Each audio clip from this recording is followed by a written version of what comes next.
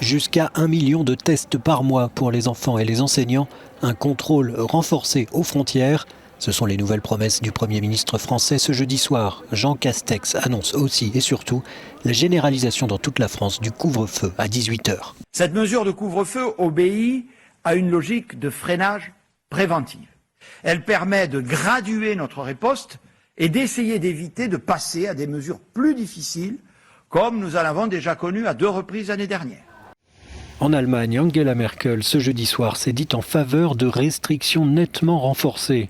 Le pays a enregistré 1244 décès en une journée, un record depuis le début de la pandémie. Berlin, comme Paris, craint les nouveaux variants britanniques, sud-africains et brésiliens du virus. Nous ne pouvons pas encore estimer l'impact de ces variants sur la situation en Allemagne.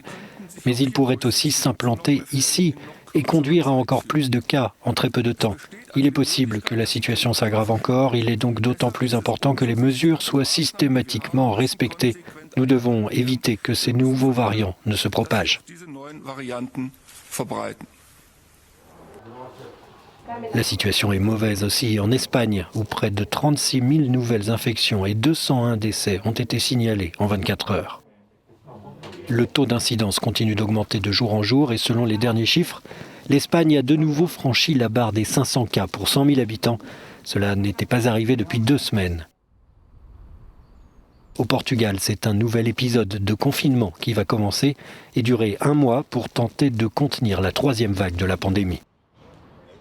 Et les craintes concernant le variant détecté au Brésil ont conduit le gouvernement britannique à interdire les vols en provenance du Portugal et de 14 pays d'Amérique du Sud.